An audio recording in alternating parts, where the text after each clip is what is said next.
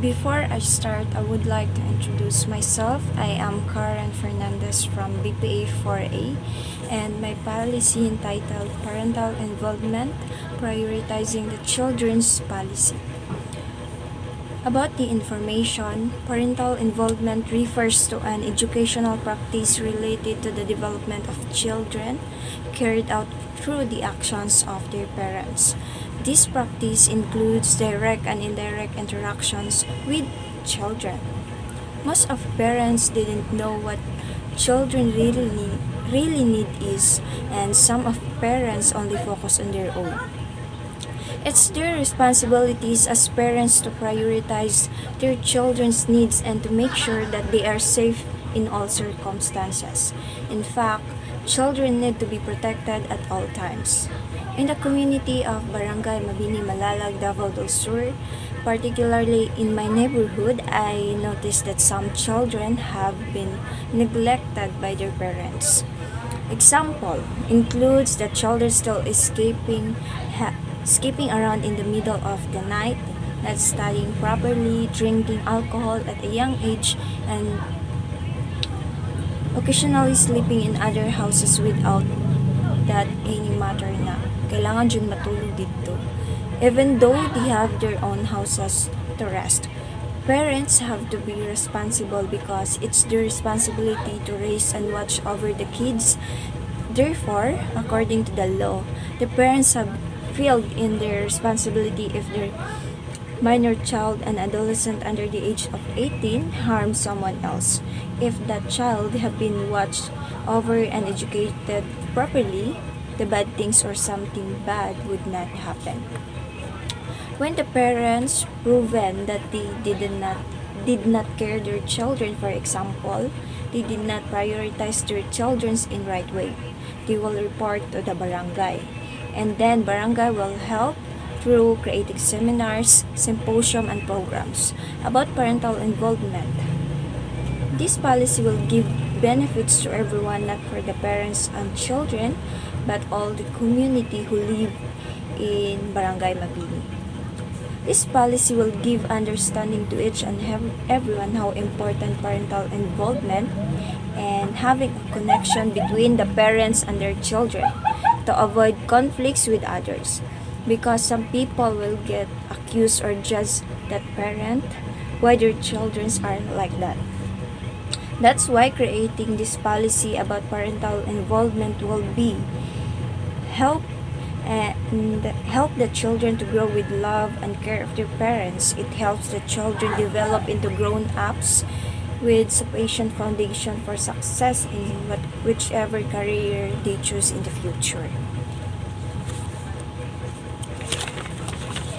About the issues, in my observation shows some young children in my neighborhood who still require parental care are just left in other home to sleep and even eating, even if they have their houses and their parents are no longer looking for them. This problem still existing today, which is why I came up with this policy. It describes actions that everyone should take to avoid letting go their children as much as possible, since when something horrible occurs to them, then the parents become even more awful. Kay usa ka ginikanan is sa ilaha ra gyapon padulong ang problema if ever na mahitabo nga dili maayo sa ilang mga anak. Now proceed to the impacts. Their relationship may be strengthened and they could receive emotional support if this plan of action encourage more interaction and conversation between parents and kids.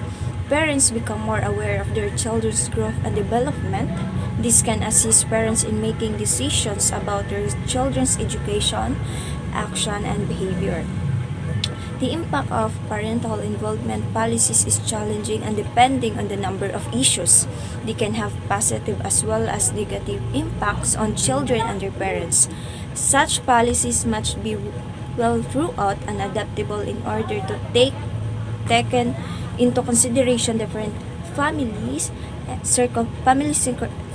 family circumstances and needs.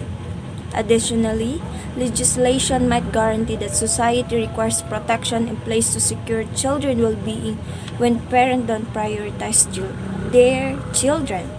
This initiative aims to provide children with a safe and encouraging environment in which they can develop as individuals. So, the implications. When legislation support policies about prioritizing children, the government typically implements rules and regulations to ensure that the best interests for children are put first. First, this could cover a range of issues such as welfare, education, healthcare, and protection from harm. The main objective is to provide children with a safety environment with the love of their parents so they can grow and develop to the fullest of their potential when the time is right or when they are getting older. And specific regulation may vary from the country or region to other or even within a single community. Now the imperatives. It's just pitiful to see them not being taken care of well. So it's necessary to implement this policy so that parents can learn and know how important the connection between a parents between the connection between a parent and their children. Because the time will come if what they learn and experience today, they will carry it in the future. That's why it's important for the parents to learn and know how important the connection between a parent and children. Because this legislation will make it possible to develop a program for kids and parents about the importance of the parental involvement is. It's important to note that parental involvement is generally beneficial. They can be valid reasons why some parents cannot participate actively, such as work obligation or family circumstances. In such cases, policies should aim to be inclusive and considerate of diverse family situations.